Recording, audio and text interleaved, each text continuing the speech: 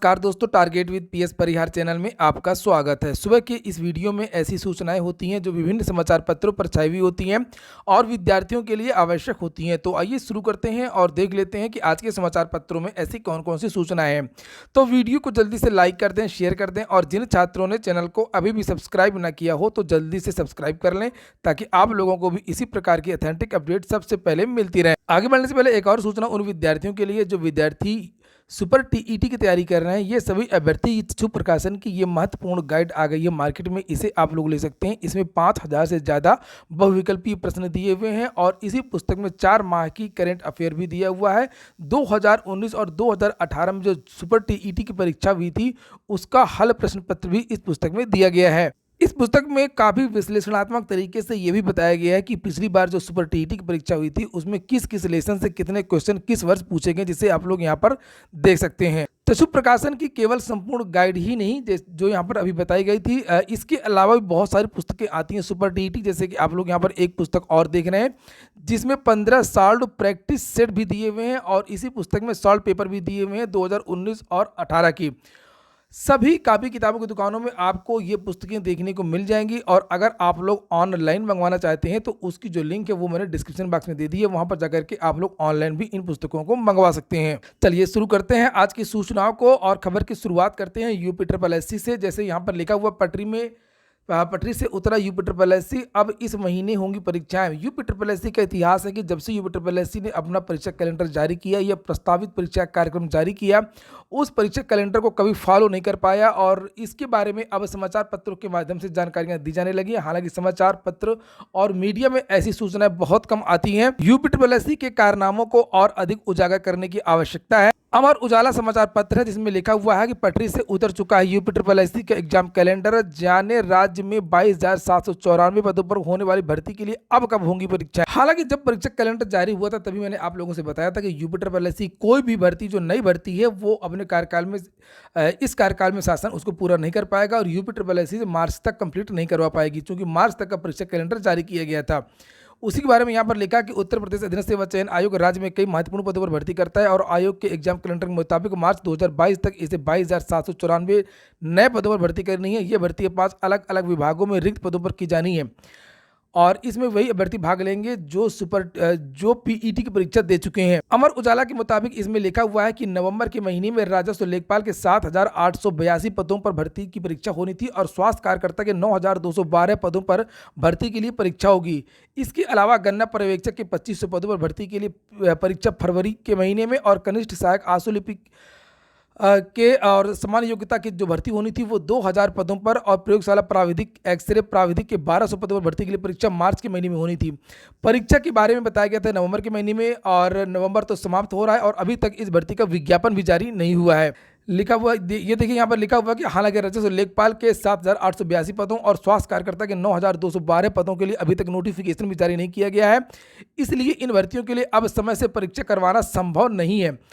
लिखा हुआ कि अब ये जो परीक्षाएं हैं वो जनवरी और फरवरी के महीने में हो सकती हैं। यूपी की जो अगली सूचना है वो है कि यूपी के 5 कर्मियों पर चलेगा मुकदमा। फर्जी घोटाला किया था इन लोगों ने, विजिलेंस जांच में पाए गए दोषी।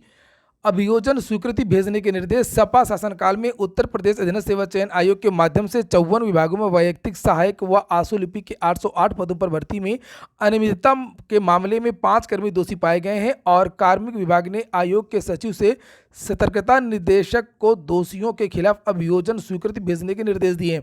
दोषी पाए गए कर्मियों में आयोग के तत्कालीन अनुभाग अधिकारी राम बाबू यादव, प्रवर वर्ग सहायक अनुराग यादव, जंग बहादुर, वीरेंद्र कुमार यादव और सुरेंद्र कुमार शामिल हैं। इस भर्ती के लिए 2016 में विज्ञापन निकाला गया था। आरोप लगा था कि भर्ती प्रक्रिया में अनियमितता करके अपात्रों को नियुक्तियां दी गई थीं। इस पर 2017 में शासन ने सतर्कता के जांच के आदेश दिए थे और जांच के बाद सतर्कता विभाग ने 5 कर्मियों को दोषी ठहराते हुए इनके खिलाफ भ्रष्टाचार निवारण अधिनियम समेत आईपीसी की कई धाराओं में अभियोजन की कार्रवाई किए जाने का निर्णय किया गया है। तो ऐसा बहुत कम होता है कि किसी भी आयोग या किसी भी चयन संस्था जो होती है उसके कर्मियों के खिलाफ कार्रवाई की जाए और अगर ऐसा होता है तो ये एक बहुत अच्छी बात है और यहाँ पर लिखा चयनितों के भविष्य पर संकट छा गया है। इन पदों पर चयनित सभी अभ्यर्थी मौजूदा समय में नौकरी कर रहे हैं और ऐसे में जांच के बाद अब इनके भविष्य पर संकट दिखाई दे रहा है। आपको फिर से याद दिला दूं कि अगर आप लोगों ने वीडियो को लाइक ना किया हो तो वीडियो को लाइक अवश्य कर दें। अगली जो सूचना है वो दरोगा भर्ती की है। लगातार ऐसा शायद ही कोई दिन हो जिस दिन कोई साल्वर गिरफ्तार न हो, कोई ब्लूटूथ डिवाइस गिरफ्तार न हो। और यहाँ पर देखिए लिखा हुआ है कि मास्क में डिवाइस परीक्षार्थी समेत 4 साल्वर गिरफ्तार। गोरखपुर परीक्षा में धांधली में 5 आरोपी पकड़े गए। इधर लिखा हुआ है कि दरोगा भर्ती और एसएससी जीडी की परीक्षा के दौरान पुलिस ने एक परीक्षार्थी और 4 साल्वर को गिरफ्तार किया है। थाना एतमादुद्दौला पुलिस ने दरोगा भर्ती के दौरान हाथरस के छितावर निवासी परीक्षार्थी नरेंद्र कुमार और उसके साथ ही साल्वर एटा के चिरंगवा निवासी राहुल कुमार को पकड़ा है। नरेंद्र ने अपने मास्क में इलेक्ट्रॉनिक डिवाइस छिपाए हुए था और राहुल बाहर खड़ा था। राहुल गाजियाबाद में, वंदना बिहार की खोड़ा कॉलोनी में। तो ये सब जानकारियां आज के बहुत सारे समाचार पत्रों में भी दी गई हैं। मास्क में डिवाइस के बाद में देखिए यहाँ पर अगली जो सूचना है वो नकली बाल में डिवाइस छुपा करके दरोगा भर्ती देने आए 2 अभ्यर्थी गिरफ्तार। ब्लूटूथ डिवाइस की बात हो रही है। यहाँ पर देखिए लिखा हुआ है कि अब तक यहाँ से 6 आरोपी गिरफ्तार किए जा चुके हैं। काफी कुछ सूचनाएं यूपी टीईटी की भी हैं। लिखा यूपी टीईटी की होगी ऑनलाइन मॉनिटरिंग। जिले के 73 परीक्षा केंद्रों पर होगी यूपी टीईटी परीक्षा। बात हो रही है मऊ जिले की। तैयारियां अंतिम दौर में। और यहाँ पर लिखा हुआ है डीआईओएस का एक बयान है, यूपी टीईटी परीक्षा को हर हाल में नकल विहीन संपन्न कराया जाएगा। मजिस्ट्रेटों पर्यवेक्षकों की तैनाती कर दी गई है। परीक्षा की तैयारी लगभग पूरी कर ली गई है। संस्कृत विद्यालयों में संविदा पर भर्ती चल रही है, साक्षात्कार चल रहे हैं और उस पर धांधली भी हो रही है। इसकी मुख्यमंत्री से शिकायत की गई है, उसके बारे में भी यहाँ पर सूचना है। और लिखा हुआ है कि युवा मंच के अध्यक्ष अनिल सिंह ने आरोप लगाया है कि अशासकीय सहायता प्राप्त संस्कृत माध्यमिक विद्यालयों में संविदा शिक्षकों की नियुक्ति में जम करके धांधली हुई है और इस भर्ती प्रक्रिया को निरस्त किया जाए। ये देखिए यहाँ पर लिखा हुआ है और दोबारा इस भर्ती प्रक्रिया को करवाया जाए। अगली सूचना है ओबीसी आरक्षण के वर्गीकरण का काम फिलहाल पूरा हो चुका है। बनेंगी 4 श्रेणियां। अंतिम रिपोर्ट देने पर रोहिणी आयोग अभी भी संशय में है। 5 राज्यों में चुनाव से पहले रिपोर्ट आने की संभावना है।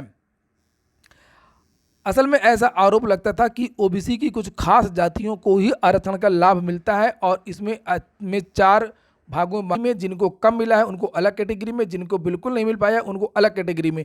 इस तरीके से उनकी जनसंख्या के हिसाब से इस 27% रिजर्वेशन को बांटा गया है।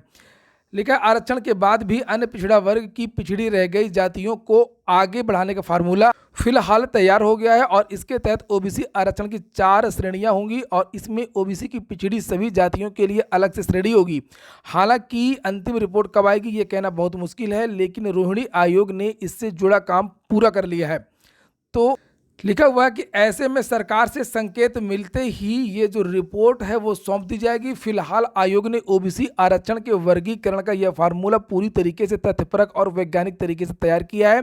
इससे पहले उन्होंने सभी शैक्षणिक संस्थानों से इससे जुड़े आंकड़े जुटाए हैं। इन 4 श्रेणियों का स्वरूप क्या होगा इसे लेकर के 2 से अधिक सुझाव दिए गए हैं। ऐसे में अंतिम रूप से इनमें से कौन सा फार्मूला मान्य होगा ये सरकार के ऊपर निर्भर है, लेकिन यह फार्मूला 4 श्रेणी में ही बटा हुआ है। आयोग की माने तो अब तक जो भी जिम्मेदारी उन्हें दी गई हैं वे सब पूरी हो चुकी हैं। मंत्रालय को भी इससे अवगत कराया जा चुका है और आयोग ने अपने अध्ययन में पाया कि ओबीसी को मिलने वाले 27% आरक्षण का लाभ अब तक उनकी करीब केवल 1000 जातियों ने ही सबसे ज़्यादा लिया है। तो ये कहा जाता था कि बहुत सारी ऐसी जातियां हैं जिनको ओबीसी आरक्षण का बिल्कुल लाभ नहीं मिल पाया। तो देखते हैं कि सरकार कब तक इसे लागू करती है और कब ये जो रिपोर्ट है वो सार्वजनिक की जाती है। अगली सूचना है उत्तर प्रदेश लोक सेवा आयोग की। हालांकि इसके बारे में मैंने कल ही आप लोगों से बताया था। यूपीपीएससी ने चिकित्सा शिक्षा विभाग समेत अन्य विभागों के 972 पदों पर भर्ती निकाली है। 23 तारीख से इसके आवेदन भी शुरू हो गए हैं। लास्ट डेट यहाँ पर 20 दिसंबर बताई गई है। अगली सूचना नई टीजीटी पीजीटी भर्ती 2021 की है। शिक्षा निदेशालय ने तो रिक्त पदों का जो विवरण है वो अलग अलग जिलों से मांगा है, लेकिन चयन बोर्ड ने अभी तक कोई भी जानकारी नहीं दी है कि आखिरकार जो पोर्टल है वो कब से खुलेगा। 20 तारीख की मीटिंग भी हो चुकी है, इसलिए जो विद्यार्थी हैं आज कुछ अभ्यर्थी चयन बोर्ड पहुंचेंगे ये पता करने के लिए कि आखिरकार जो भर्ती की प्रक्रिया है वो कब तक पूरी होगी और भर्ती का जो विज्ञापन है वो कब आएगा। नई टीजीटी पीजीटी के साथ में कुछ और भी विद्यार्थियों के बहुत सारे प्रश्न हैं, उनके भी जवाब आज विद्यार्थी पूछने की कोशिश करेंगे। और अगर अधिकारियों से मुलाकात होती है, कोई वार्ता होती है, तो मैं दोपहर में इसका अलग से एक वीडियो बना करके आपको बताऊंगा। तो ठीक है दोस्तों, फिलहाल ये हो गया आज का वीडियो। अगर आपको अच्छा लगा हो तो लाइक कर दें। जिन छात्रों ने चैनल को अभी भी सब्सक्राइब, पूरा वीडियो सुनने के लिए बहुत बहुत धन्यवाद।